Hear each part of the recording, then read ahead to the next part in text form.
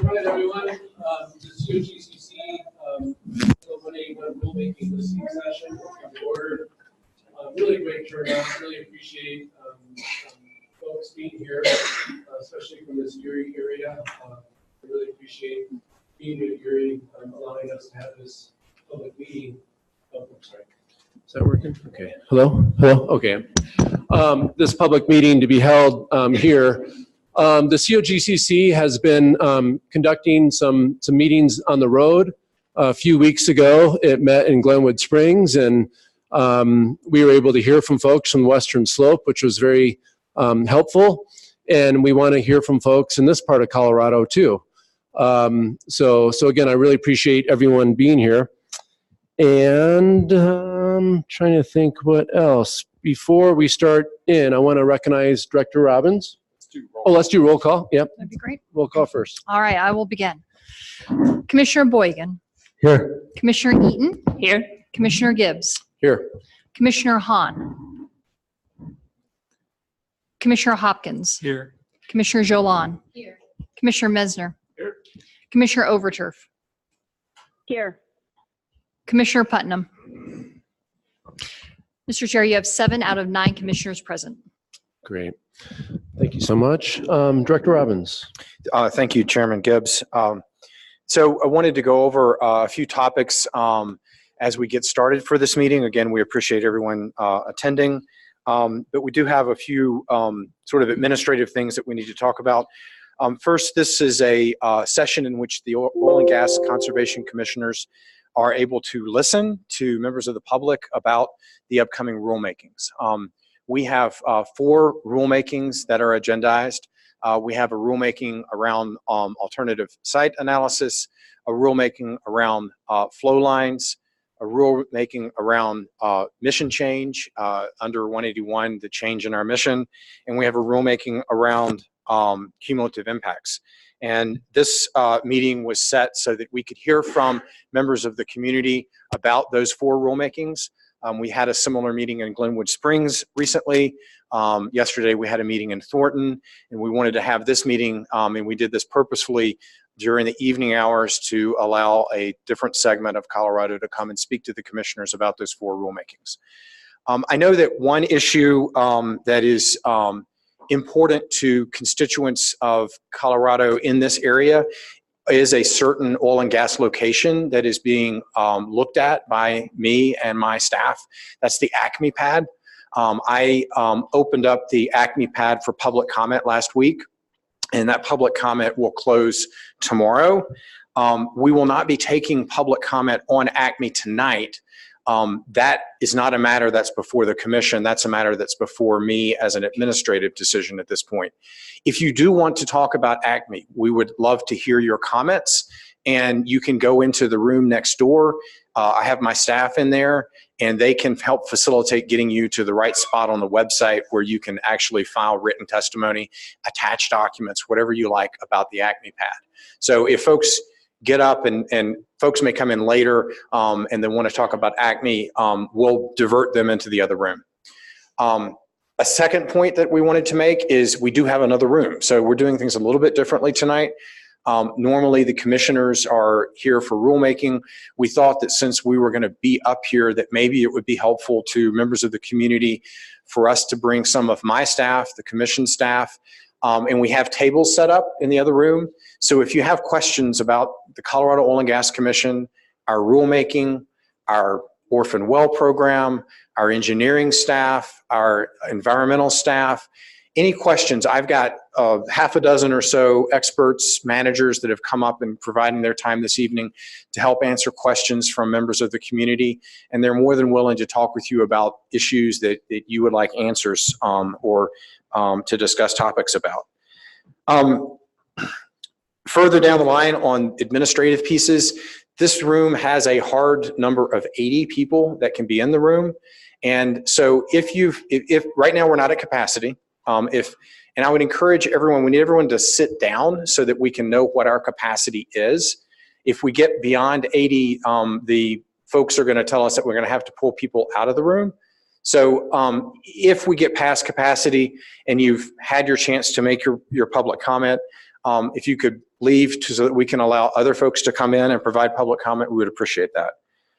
The room next door where my staff is located has a capacity of 40, so it's a similar sort of thing. If you've gone in, had your questions answered, if you could move back out so we can let other people in, we would really appreciate that. If we need to take a recess, we have been told by the officials here that members of the public will need to leave the building. We hope that we don't have to do that, and so we hope to have a constructive meeting this evening. The format of the meeting, we will have any interested citizen, if you want to speak, there's sign-up sheets in the back. Just put your name down and we'll roll through.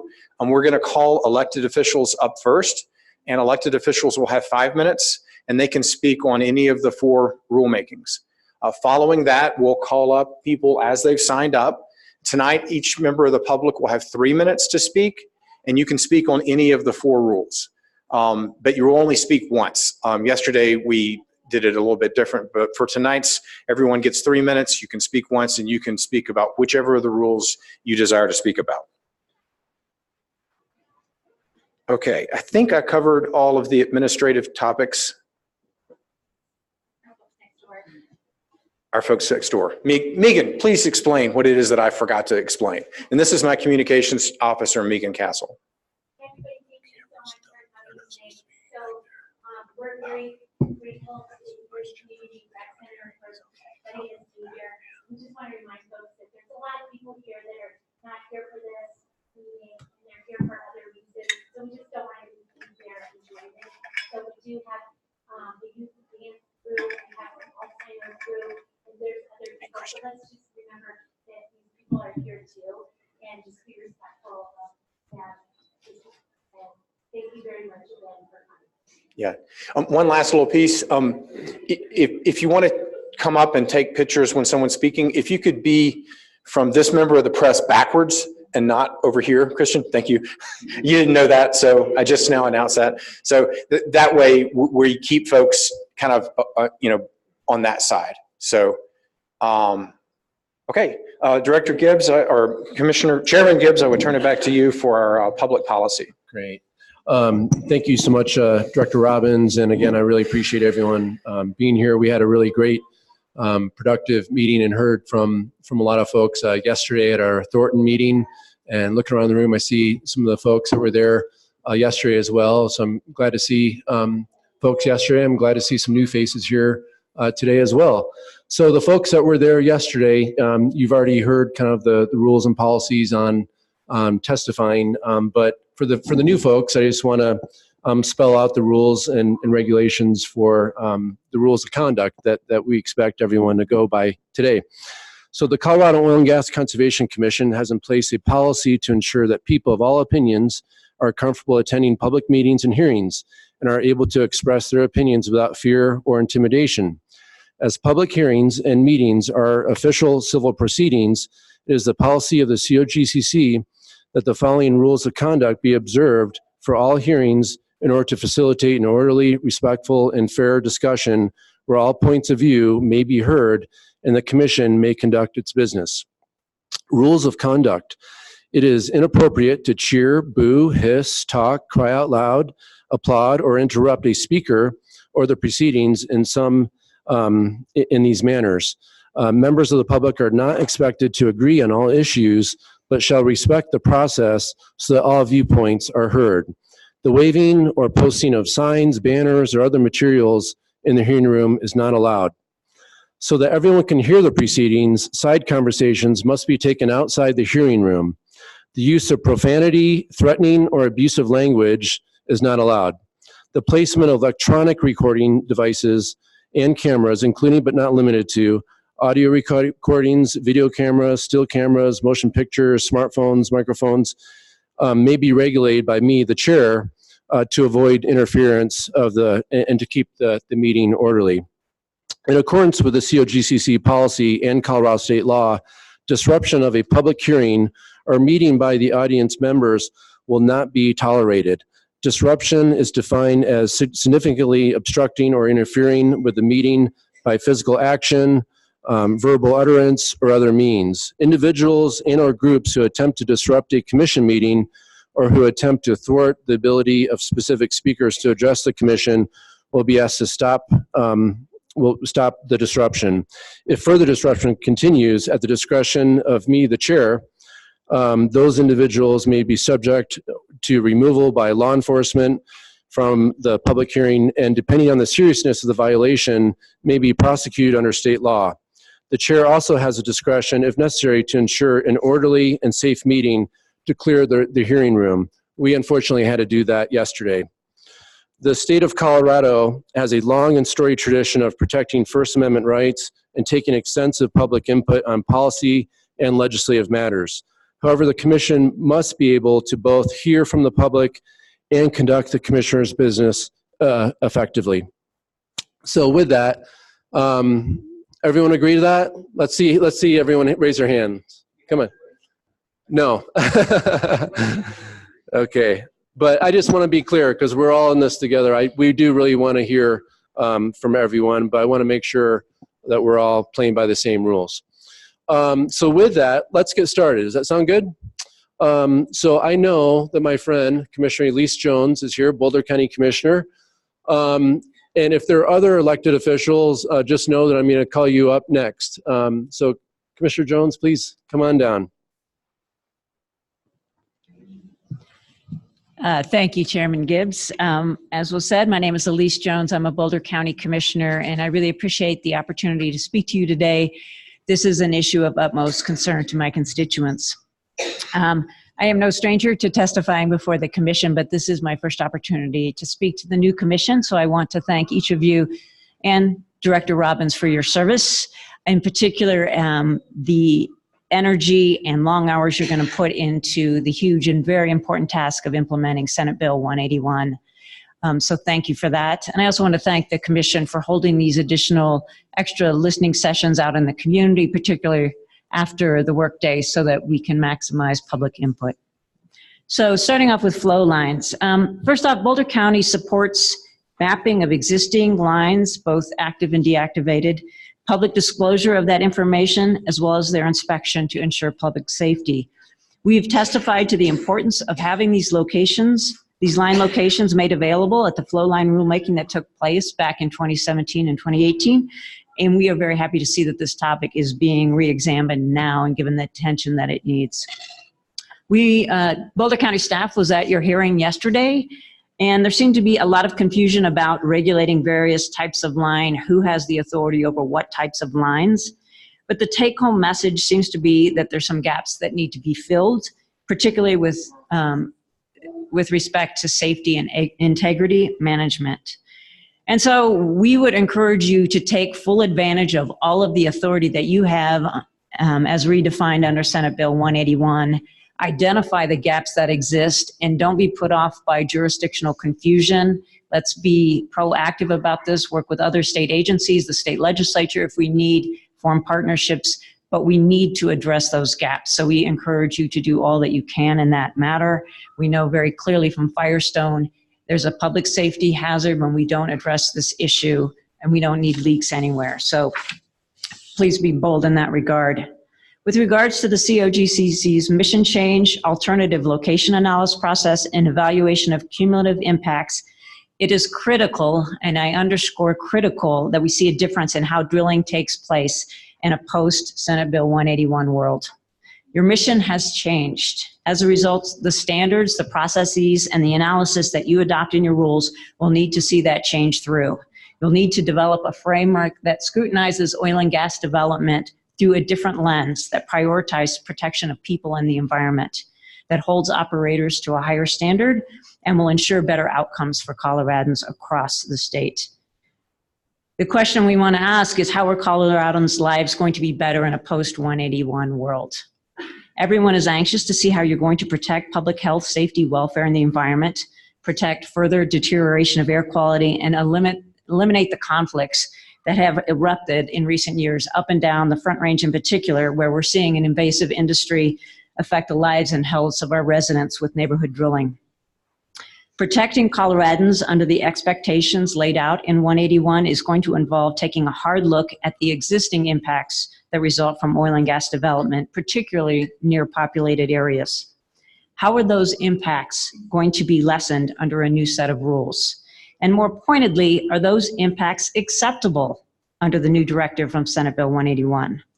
You're going to have to be ready to say no to well sites where the effect of the operations have too much impact on people and when there's not enough mitigation to meet 181 standards. You have to be ready to say no.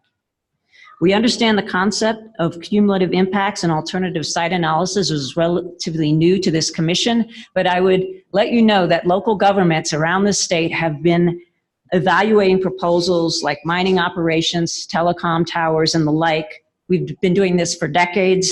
We offer our assistance to help you out in that regard, so I hope you take us up on that.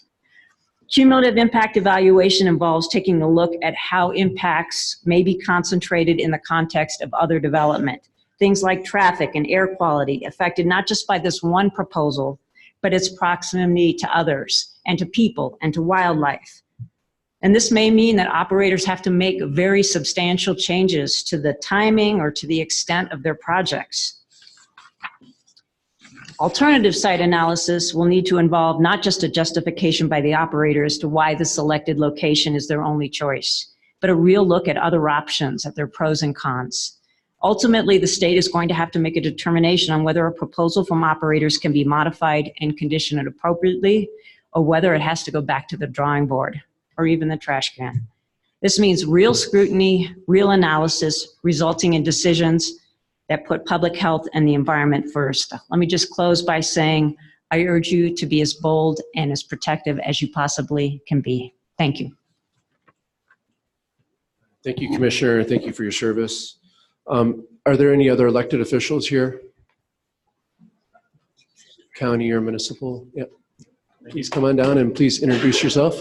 Yep, Dan Woog, I'm a trustee here in Erie. And bear with me, I don't have my reading glasses, I'll do my best here.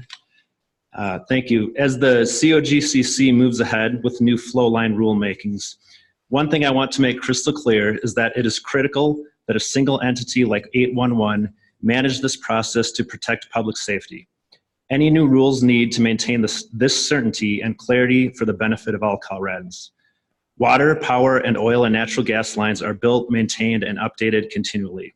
If we don't have a dependable source and with clear procedures where underground lines are verifiably located, we risk public safety. There's no value in having dozens of different jurisdictions or entities managing underground facility maps around the state. They quickly become outdated. If outdated maps and locations are distributed, accidents will happen. For the sake of workforce safety and public safety, I urge you, as you go through the flow line rulemaking, to make sure rules that support a single source of up-to-date information be prioritized. With that said, and with the rules now updated thanks to extensive rulemakings done by the previous administration and bipartisan legislation earlier this year that further amplified the work done, what is the purpose of these new rulemakings? Why are we proceeding on this patch of real estate again? Something just doesn't add up. My hope is that the COGCC isn't working on new rules to fulfill some sort of backdoor political agenda that seeks to stifle oil and gas development in the state with overburdensome rules in service of some misguided ideology. The industry is fundamentally safe and the existing rules are very sound. Yet there are those who want to see oil and gas stopped at any cost. They seek to hijack these meetings with shameless rhetoric in service of a fringe political agenda. Excuse me, I think there were rules. I urge you not to let them and be pragmatic with new rules that emerge from a new rulemaking. Thank you. Yeah, please allow people to speak. Thank you, Trustee. Any other electeds here? I'm sorry. Oh, I'm sorry. Yep. Come on down. Yep. Good to see you again. Good afternoon. Christian Van Windenberg, trustee for the town of Erie. I testified before the committee as SB 181 came out onto the floor. I talked to residents over many, many evenings about the implications of SB 181. As a trustee for the town of Erie, I have spent countless hours talking to residents, consulting with our oil and gas attorneys to see what kind of additional privileges that SB 181 grants us for land use authority in the town of Erie. And it all boils down to how can we as a municipality fulfill our service and our duty to our residents to protect their health, safety, and welfare. The problem as I see it currently is that SB 181 has been in effect now for 6 months, and we have no additional rulemakings in effect, yet we have approved additional projects. With the mission change and the direction of the COGCC, as well as its composition here before us today, I feel it's so important for us to take a pause on the permitting process to ensure that we are fulfilling the desire of the legislative body and the will of the people in order to prioritize the health, safety, and welfare of the residents all around Colorado. It cannot be business as usual. This notion of residential drilling of these very, very disproportionately affected residents who suffer through noise and odor and traffic and massive impacts to air quality. They have filled the room today. Please listen to their stories, understand what's at stake for them, for their children, and for the state as a whole. Thank you. Thank you. Any other elected officials? Okay, see none. We're going to start with folks that have signed up online first, and then we will move to folks that signed up here. Judy Kelly, is Judy here? Is this Judy? No? Okay. Emily Bear? Emily? Okay. And then after Emily, we have Scott Prestige. Scott's here? Okay. The floor is yours, and I believe you have 3 minutes. Chairman, Director, Commissioners, thank you for the opportunity to speak with you today. Colorado currently has 52,575 active wells and another 6,055 proposed, as I'm sure you're aware. The waste management site is 2,500 feet north of my house. The Pratt site is a quarter mile east of that. Coyote Trails with 40 wells is roughly 3/4 of a mile east of Pratt. They're currently flowbacking the first 20 wells as we speak. The Hippen site is an old site, maybe a half mile south of my house, and has repeatedly been filmed in the last couple of years spouting gas from leaky pipes above ground. One of those proposed sites before the COGCC right now is the aforementioned Acme Superpad site with 30 wells. It's 2,500 feet southwest of my front door. I think it's important to point out that I live on a golf course in the middle of a neighborhood with thousands of homes surrounding. We have been inundated with oil and gas operations in the last 3 years. Last July, my bright, charming, healthy, active, soccer-playing 7-year-old son began vomiting, and he didn't stop for 5 months. He fell gravely ill. It was determined that my son was sick from exposure to noxious chemicals from the sites surrounding our home, his school, and parks where he plays soccer. We are surrounded. I have worked with the CDPHE over the last year to try to find answers for my son. It has been a frustrating process, to say the least. We need the COGCC to develop a framework to address and account for the cumulative impacts of current and new oil and gas development. It's important to protect public health, safety, welfare, and the environment by recognizing the collective detriment of current and additional oil and gas development. To understand the impacts of not just one well, but that all of them are having on us. A doctor from the CDPHE told me early on in researching what was happening with my son that benzene and other chemicals are processed out of our bodies in a matter of hours. But that assumes a beginning and an end to exposure. My son's body was overwhelmed by the amount of exposure. He couldn't metabolize all that he came in contact with because it was constant and unrelenting.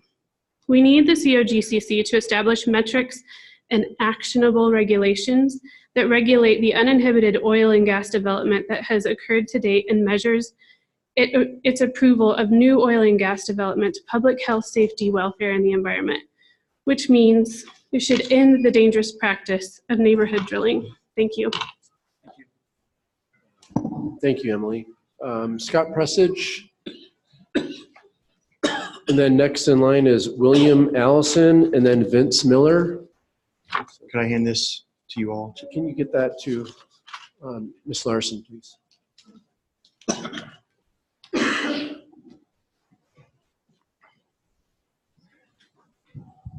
All right, I'm going to speak to the mission change rulemaking, specifically about public health, safety, welfare, and the environment. My name is Scott Pressage. I'm here from the Colorado oil and gas industry, representing its 300 member companies. Wanted to highlight some data that's on this, this fact sheet that is all in front of you that is going around, and draw your attention to two of the charts, the graphs that you see there. On the top right of that page, you see that over the past decade, the oil and natural gas industry injury incident rate has decreased by 41% over that past decade. At the same time, the industry has doubled the size of its workforce and increased overall production and number of drill rigs. The U.S. Bureau of Labor Statistics found that oil and natural gas industry is actually safer than the construction industry, than agriculture, manufacturing, leisure and hospitality, and even education and the healthcare industry. In 2017, which is the most recent year of BLS data, the rate of job-related injuries and illnesses for the oil and natural gas industry was 1.7 per 100 full-time workers, compared to a rate of 2.8 per 100 full-time workers for the entire U.S. private sector. Incident rates in the oil and natural gas industry have continued to decline year over year, and we'll see the most recent data released in about a month and a half from the BLS, and that will be on 2018 numbers. The chart below there just gives you a little bit of context as what that all means and how the oil and gas industry compares to some other sectors, from the healthcare industry, from manufacturing, from farming and ranching, and to the ski industry. On the back is just some general information around the industry's overall commitment to safety. It probably does not surprise you, after I know you've been on a couple tours at this point, that you've seen the safety moments, that you've seen the safety practices, that you've seen the safety trends that occur from location to location. That is part of the culture of this industry, and it's something that we pride ourselves on. Many operations are monitored 24/7 and are designed to automatically shut in remotely, preventing risk of injury and incident. There are ongoing trainings that are required by companies, and we work on a continuous basis to collaborate and share best practices when it comes to safety. You know, from our standpoint, this is a safe industry. Our employees are our greatest asset, and companies work hard on a day-to-day basis to keep our employees safe so that they can in turn keep our communities safe. Doing a cursory review of existing COGCC regulations, the words public health, safety, welfare, and environment occur over 65 times. You are not starting from scratch. There is a strong safety record. We hope that you recognize that, and we want to work with you as you approach the mission change rulemaking. Thank you for your time. Thank you, Mr. Pressage. William Allison?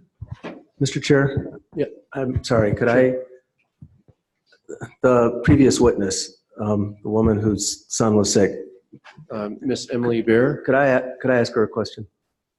Would that be okay? Sure. And for the record, please introduce yourself again. I'm Emily Bear. Ms. Bear, sorry, I didn't have your name at hand. Was there an investigation by the COGCC or CDPHE or a toxicologist or anybody of the source of this benzene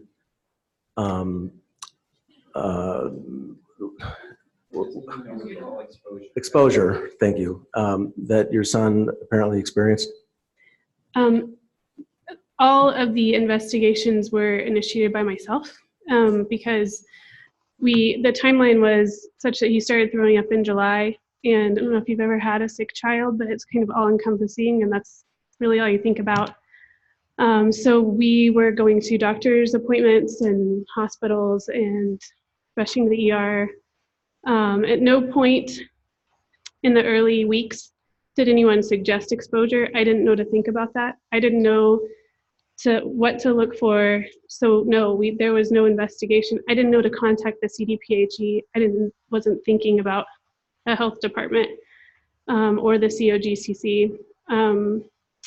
So it was about probably 4 months in before there was a nurse at Children's Hospital that was taking care of my son at one of our stints. And she said, wait a second. And we had, at this point, exhausted blood work and all kinds of tests and screenings and things. She said, wait a second, you live in Erie. How close is your nearest fracking well? And I was like, well, I don't know. I see these little tan things on, as I drive around my neighborhood, but I don't know how close it is and why does it matter? And that's when we started looking into it. And I talked to my doctor about it. I talked to, my son's specialists about it. And part of the reason why I'm asking for you guys to create a framework is because my doctor, who's been my family doctor for 20 years, looked into it and she said, there's just nothing I can point to diagnose him with this. I need the science behind it. And right. As you know, there are over 1,700 peer-reviewed medical studies that point to fracking causing ill health effects. But for all of those studies, the industry has come back with their own studies to say it's perfectly fine. So we need an infrastructure, we need a framework to be able to point to exposure illness, to tell doctors what to look for, how to treat it. My son suffered for 5 months without relief, no relief even. Right.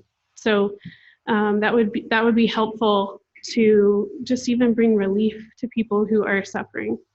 Sure, and of course, we would all agree with that. What I'm trying to understand is just whether there was any effort to sort of pinpoint a source and do something about that exposure. Yes, sir. So that it doesn't continue. All the effort came from my side. And I have contacted the CDPHE and been in near constant contact with them for a year. But there was never, did they offer to open an investigation or perform blood tests or do anything for us. Okay, thank you. Mm-hmm. Any other questions? I'm open to answer questions. Thank you. William Allison, Vince Miller, Heidi Henkel, Gabrielle Katz. Okay, these are folks that sign up online. We'll come back to them in case they get here a little bit later. Bill Jenke, is Bill here? Luke Coates, is this Bill? Yeah. Okay, come on down. Yep. And for the record, please introduce yourself. Sure, my name is Bill Jerkey. I'm a farmer from just south of LaSalle. My family has farmed there since the 1920s. So I'm going to speak mostly, hi Howard, mostly to, spacing, placement, and changes in the industry through the decades. It's been pretty exciting to see. First time out, a landman comes out and sees me at our farm. There's going to be a well in the center of every 40. That really disrupts productive agriculture, irrigated agriculture. It's been tough to farm through that. Today we have 10 wells on our place, and we've gotten along quite well through the decades. The industry's changed so much dramatically. I think I don't have to outline it all for you guys. You know the dramatic changes, the dramatic improvements. One time I was a big opponent of the industry, and today, frankly, they're my best friends, if you will. And they're the best friends of most of Weld County agriculture as well. They simply provide huge amounts of royalty income, as well as really the compassion through the area. Gosh, just last year alone, in property taxes paid by the oil and gas companies to K-12 schools in Weld County totaled some $200 million. So a lot of us have become pretty big fans in Weld County. We've really gotten used to the straight wells. The old straight wells, whether they be vertical or diagonal. And imagine them a lot of times 8 or more on every 160. So this is a big change that we're facing now with the horizontals. And of course, I think the opposition that you see in places like this, largely because of the fact that they haven't had the straights in the past. And now we've got a chance to do horizontals, lump a whole bunch of them all in one place, and to run them out there for 2 or 3 miles away. That's a big, big change in land use, and so few people are injured, if you could even call it that. My farm is slated to have 32 wells go in the next couple of years, if you folks kindly approve that someday. And we're looking forward to it. It'll be a big economic boom to our farm, economically speaking, my whole area. The 2 full sections of land that would have had, I don't even have to add it up, at least 64 wells on it before, laying to the west of me, won't have any wells on them at all anymore. And that irrigated ground will be real easy to irrigate. So it will be a whole different world. So I'm pleased to be a supporter. Think about the fact that the vast majority of Weld County has had these wells on them for decades now, and they will see the changes that are out there with horizontals as a major improvement. That's what I want you to think about, if you would, when thinking about the kinds of things that you want to do with respect to more urbanizing areas. Don't kill the goose that lays that golden egg. Thank you. Thank you. Luke Coates. Okay, and after Luke is Mitch Peebley. Please introduce yourself. Luke Coates. I'm a concerned citizen from Fort Collins. And there's nothing more important to me than health, safety, and welfare of my family, my community, and the state. And for that reason, I'm a supporter of oil and gas development. Here's some quotes from the President Barack Obama. "Nowhere is the promise of innovation better than American-made energy. Natural gas has led to cleaner power and greater energy independence. Natural gas isn't just appearing magically. We're encouraging it. And we're working with the industry. We have to tap into this natural gas revolution that is bringing energy costs down in this country. Nearly everyone's energy bill is lower because of it. And now our carbon emissions have actually fallen. The development of natural gas will create jobs and power trucks and factories that are cleaner and cheaper, proving that we don't have to choose between our environment and our economy." That's from Barack Obama. A nonpartisan organization, the Energy Information Administration, said by 2030, 80% of global energy demands will be addressed by using fossil fuels. Yet we have forces trying to stop energy production in Colorado. All this does is increase our dependence on countries like Saudi Arabia that have lower safety standards and much lower environmental standards. Records show, and it's crystal clear, that when we import energy from other countries, we increase the risk to our environment. For every 1 ton of carbon emissions we reduce as a country, China is increasing by 4 tons. If countries like China and India followed our lead and converted to clean-burning natural gas, studies show that global emissions would reduce by nearly 90%. We need to export to save our environment. But there's good news in Weld County. The air quality is improving. Since 2006, emissions have reduced by 20%, all while production and people have increased. In 2006, emissions in a tower in Greeley read 82 parts per billion. But by 2019, that number dropped dramatically to 65 parts per billion, well below the standard set by the Environmental Protection Agency. All while the population increased by 100,000 people and wells went from 15,000 to 21,000 active wells. We decreased emissions by 20%. With everything said about oil and gas industry, it's simply not true. The people in the industry are caring, they're compassionate, they're giving, and they're stewards to the environment. They want to work with Colorado. Shutting down this industry will cause significant damage to our global environment. We have to be aware of that. Globally, we can't afford to shut down. Please wrap it up. Globally, we can't afford to shut down that oil and gas production domestically. Thank you. Mitch Peebley. Pebley. Tyler Coates? One of them? Mitch Peebley. Mitch, okay. Yes. Oh, okay. Thank you very much for having us here tonight. My name is Mitch Peebley. I'm the Senior Vice President of Operations for Summit Engineering. For the last 32 years, I've worked in this industry, all the way from the production to the end-use customer throughout all the different companies I've worked for. I built infrastructure on the western slope of Colorado that met safety standards, and we had very high demands of gas use. I'm here tonight to talk to you about, I'm a prime example of somebody that's been in the field all these years, been in the dirt, in the wells, all the way to the end use, and I'm healthy as, I have no health risks. Nothing's wrong. So I hear all these concerns about everyone being sick, and I, you know what, I feel for them. But we put together a very, very good product, and I commend you for having to sit through all these meetings, and I appreciate you taking time to listen to all of us. Thank you very much. Thank you. Tyler Coates? And let us know how old you are too.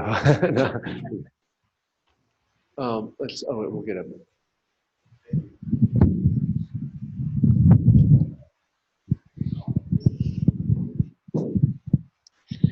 Please introduce yourself. I'm Tyler Coates.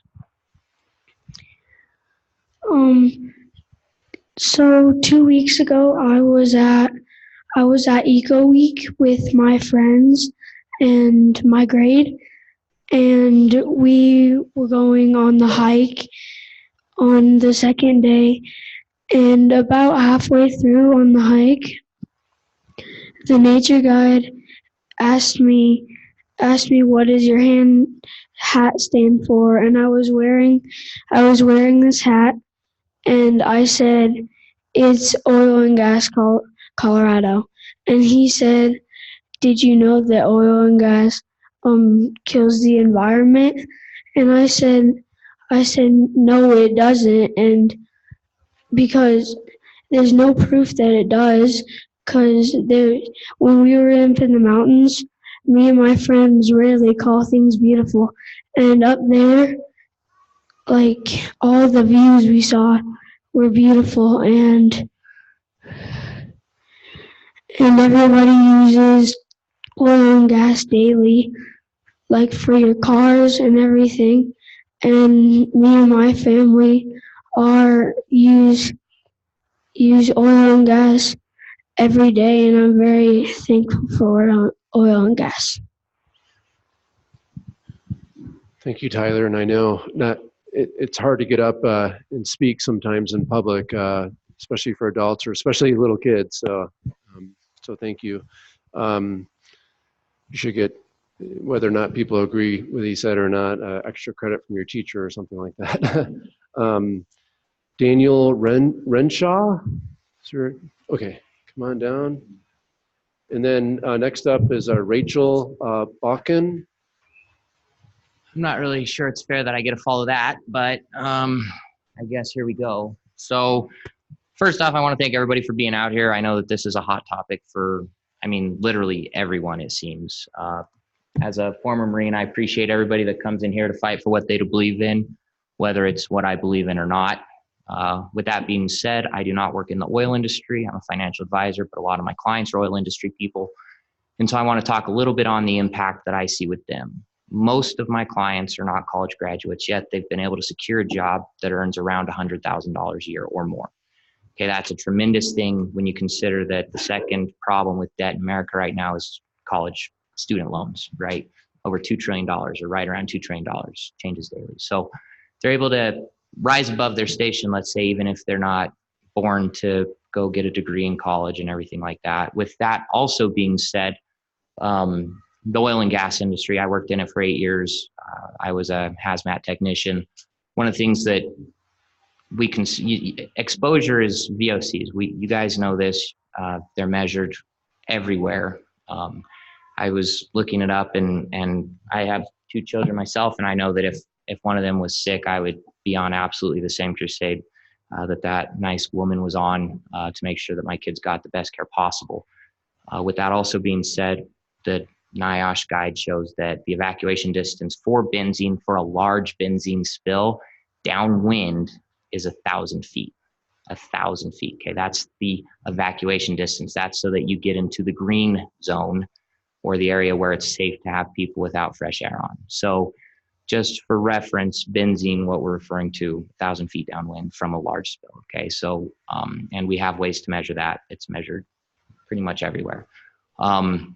With that also being said, benzene does cause health problems. We do know that, and we get benzene in the atmosphere every day by driving our cars. You guys know that. So I guess the reason I'm up here is because oil and gas is a tremendous base of good educational funding for our schools.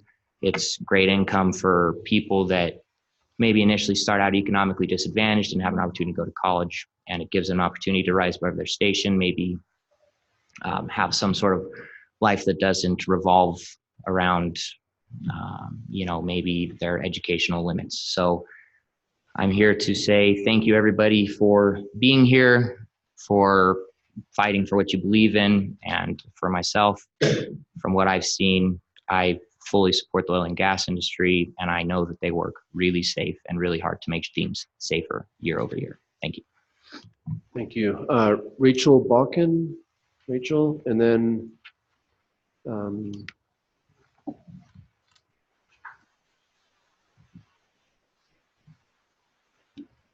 maybe Nick Klobenstein in the queue, if Nick's here.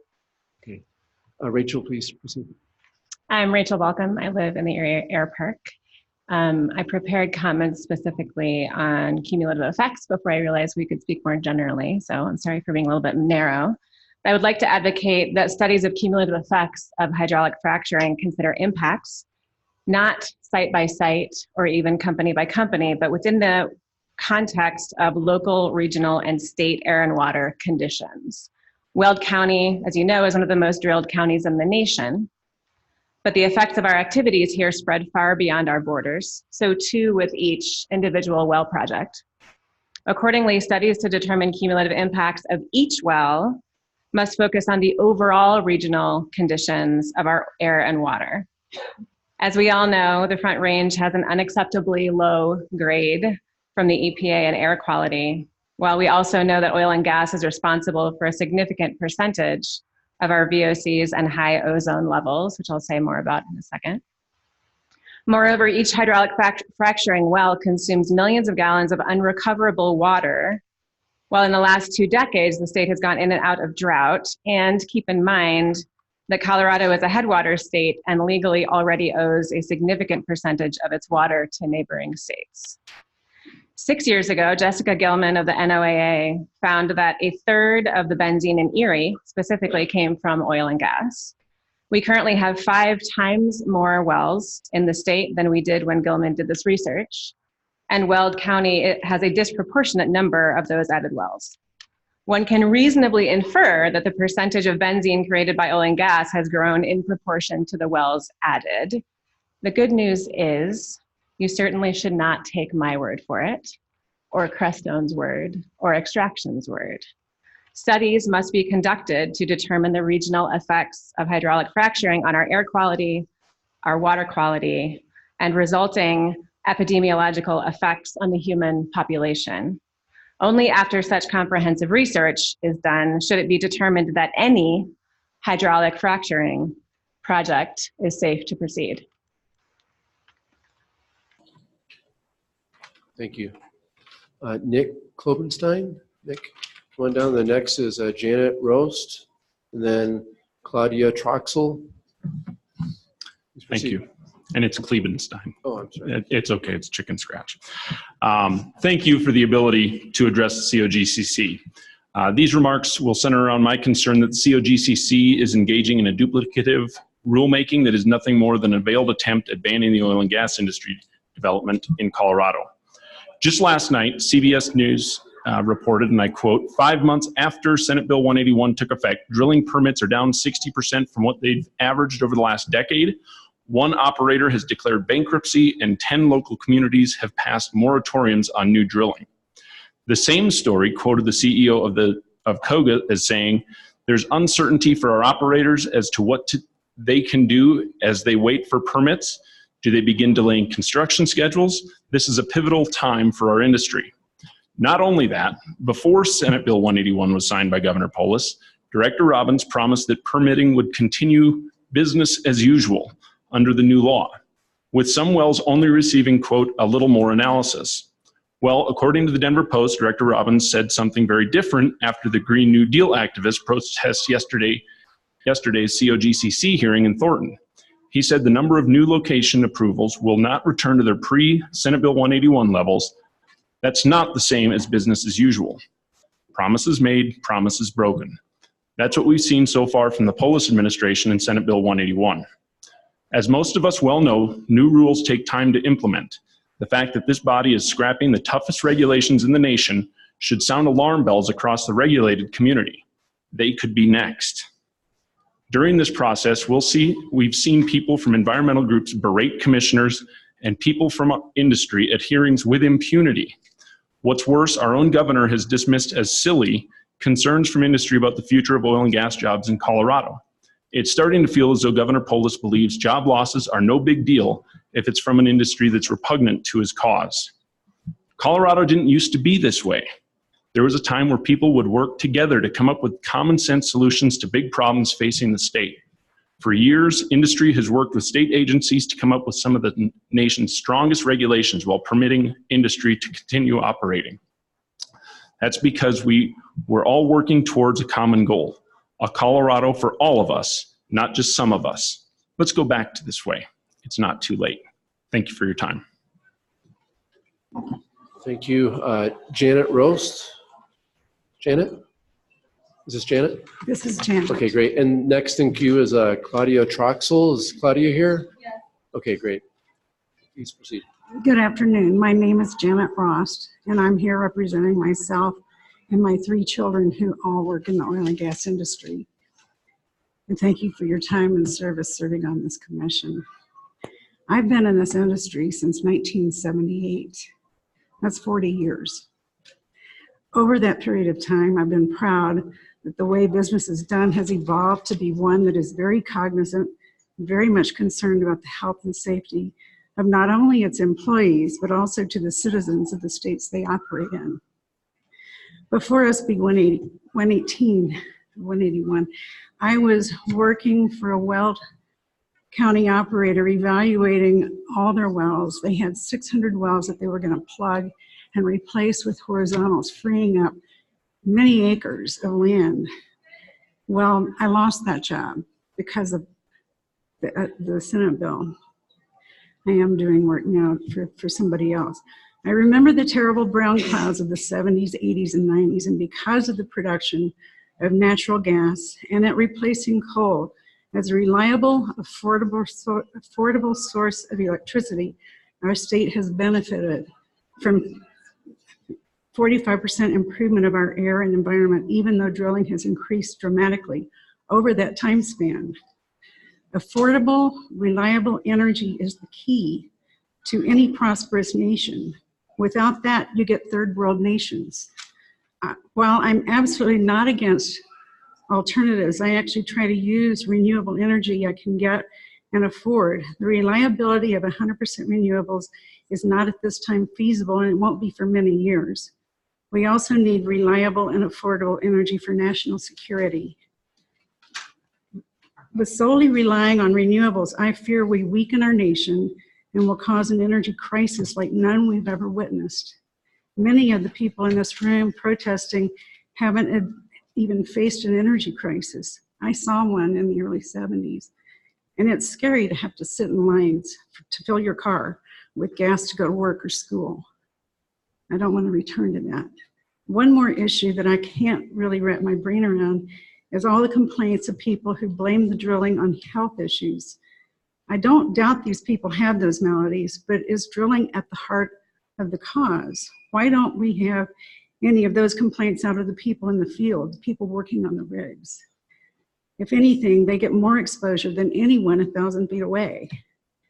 In these rulemakings, we need to find workable solutions for all sides, and eliminating drilling, like many people want, is not the answer. Thank you. Thank you. Ms. Troxel. And the next is Sarah Hirsch. Hi, Please introduce yourself. my name is Kalita Troxel and I live in Pierce, Colorado. I own the property directly adjacent to the Pierce gas plant, and they are my most favorite neighbors. We pheasant hunt right beneath their towers. The antelope graze in the fresh water that runs from their property onto ours. Our animals graze on the grass right next to their fence. It makes a little noise, but what industry doesn't? We drive highways, we take airplanes, we have city buses. They all make noise. Industry makes noise. I don't believe that this industry is harming a lot of the people that believe this industry is harming them. I remember years and years ago when it was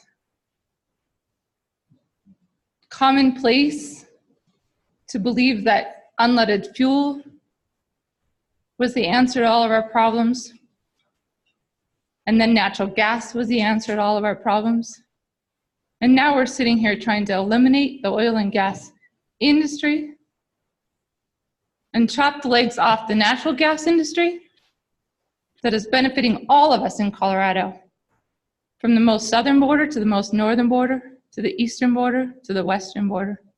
So my challenge to you all today is, if I gave you two options, and the first option was that I remove any of my clothing articles that are not derived from oil and gas, any or all, or if I remove only the clothing articles that are derived from oil and gas, it would be hard to choose because all of us in this room would be naked if we didn't have, and I would challenge that, any of us would be near naked, at least illegally so, to the point, if we removed all of our artist clothing. So I'm at work today, I'm a dog groomer, and I'm wondering, how would I perform my job if I didn't have these derivatives? And I know the mission of this committee is to promote public safety and health. But I've seen this committee create a divisive atmosphere between industries. My family is heavily invested in wind turbine technology. The inventor of that technology worked in the Wyoming refineries his entire life. His understanding of traditional mechanics, kinetics, resistance, brought him to the table to invent the invention. I'm just saying that without collaboration Please wrap it between up. the industries and with the division that this committee is creating, there won't be progress. Thank you so much. Sarah Hirsch. And then it says Pam and Tim Dernick, but we need to have one person at a time if they're here. Lauren Swan. Lauren? Oh, okay, please come on down. And then Megan Wilder after that.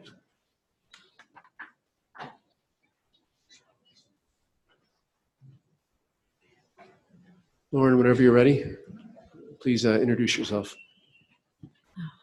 Hi, I'm Lauren Swain. I've been working unpaid, fighting against toxic oil and gas operations in Colorado neighborhoods since 2012. And I started right here in Erie at that time. There were a lot of people starting around 2009 who were getting sick and wanted to stand up and fight. Many of them moved away and gave up. It's really refreshing and wonderful And I thank you all for the opportunity to speak. I thank you all for serving on this new committee with a new purpose to protect our health and safety and environment first and foremost, instead of having that take second place to fostering oil and gas production. This is huge progress just to have that mission changed, just to allow our communities to pass rules that are stronger than the state. This is big, big progress, and I thank you all for being part of that progress. The only real way, though, that we can make that progress, where our health and safety are protected from toxic emissions such as benzene and many other substances that are routinely emitted and spilled by this industry. The only way we're going to be protected from those things is to stall permitting right now. And we can start by protecting the most sensitive and vulnerable areas from these toxic emissions, spills, explosions, and other threats that come from this industry very routinely. That can start right here with the Acme pad. It is in close proximity to many homes. It is in close proximity to an airport. It's in close proximity to our metro area where we have F-rated air quality. And this is a great opportunity to show commitment just right here, right now, by denying the permit to this well, to this drilling proposal here at Acme. You know, if nothing else, if you can just say no here, that would be a sign to so many people that there's goodwill on this commission and that things are not business as usual, that people really do come first. Our health and safety and environment and our climate come first. It is really reactionary to perpetuate this industry. It can't last forever. We know it only has, 20, 30 years of profitable resources. It's going to end. And so this is an endangered industry, whether we stop it right now or not, but why not stop it for our benefit, for our health, safety, air, water, climate, and everything, and show that we're committed to progress and these principles instead of this industry that's going down real quick and losing stock value every day, losing investors every day. It can't last forever, so why not protect us now? Thank you. Thank you, Lauren. Director Robbins? Thank you, Chairman Gibbs. I'd remind folks here, maybe not all of you were in the room when I first spoke about how we're going to address ACME. We're not taking public comment on ACME this evening. That's a matter that's before me as director. If you desire to have public comment about ACME, you can go into the room across the hall and my staff will show you how you can provide a written comment on ACME. That comment period was reopened. It'll close tomorrow in the evening, so you've got plenty of time to do that. So we, again, sort of remind folks, let's steer clear of discussing ACME, and instead let's talk about the rulemakings, which is what this commission is here to hear from. Thank you. Megan Wilder, Raz Gromley. I think I saw Raz earlier. I'm not here right now. Scott Brown. Scott, come on. And then Lori Anderson in the queue too. Mr. Brown, the floor is yours. Thank you. Please introduce yourself. Scott Brown. I listened to the hearing on Zoom yesterday until it went offline. I was really struck by the first testimony that you heard from Senator Foote. I assume one of the authors of the legislation. And he made it very clear, and Elise Jones echoed this, that 181 is a real paradigm shift, and that this isn't widely recognized. And he asked specifically that in the mission change, that be made clear, that it's no longer when and where, but whether a new well will be permitted. And it only will be if it can prove that it's consistent with health and safety. And if not, that a legitimate answer is no, that denial is a legitimate response. I wanted to say a little bit about cumulative impacts. Wow, You know, that's huge. And I come from a restorative justice background. And so part of my lens is, can we get on the same page with understanding the full extent of the harm? So I have a recommendation that all of the specific harm that you've heard, the issues that are raised, that somewhere be compiled. Because there obviously isn't a lot of trust. This is the first I'd heard that the hearing got shut down yesterday. People aren't feeling heard. So I think it would help to have some kind of a listing. Maybe it's weighted, I don't know, but some ways that people can really feel like, yes, my concern has really been registered. Because when you get to dealing with cumulative impacts, that is so big. And I wish I knew who is going to deal with financial assurance, liability, and bonding. Who's going to tell the truth about that golden egg, which is actually a liability on us taxpayers and to the tune of billions of dollars when it comes to capping and closure and monitoring. It's a huge subsidy that the industry and Weld County is getting. So please do what you can to help people feel heard. Thank you. Thanks so much. Laura Frankowitz. She left. She left? Okay. Is she coming back or no? Okay. Rebecca Salero. Rebecca, come on down. And then in the queue too, is there Lori Anderson too? Okay, floor is yours. Good evening, commissioners. Thank you for the opportunity to speak this evening. As you are, I am new to the area. My family and I moved to the town of Erie about 2 months ago. So I thank you for the opportunity to be here to learn more about the community's concerns and to learn more about the commission. I will limit my discussion on ACME as I understand that was something that I wanted to learn about. I won't comment on it, but I will be submitting written comments, so that's for the record. I've looked at the proposed rulemaking, and I'll back up for a second and tell you and tell everyone, I excuse my back to them, that you know, I did take a little offense to the comment regarding this fringe ideology. My family and I are not part of a fringe ideology. I'm an attorney in practice for the last 14 years. My husband is here tonight. My mother-in-law is here tonight. My 2 sons are here tonight. A fringe is not how you describe us. We are residents and constituents of Erie, and we are voters, and we plan to get very educated about how this process works. Moving to Erie was about learning and getting excited about a wonderful, beautiful community in Colorado. Colorado has so much to offer, and unfortunately, it's also offering us some of the worst air quality in the United States. That's not something that's marketed. That's not something that's discussed. No. That's not disturbing the hearing. Keep talking.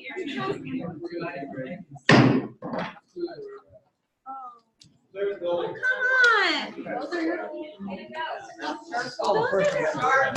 Those are individuals doing what they want to do. Can you come back? Finish speaking.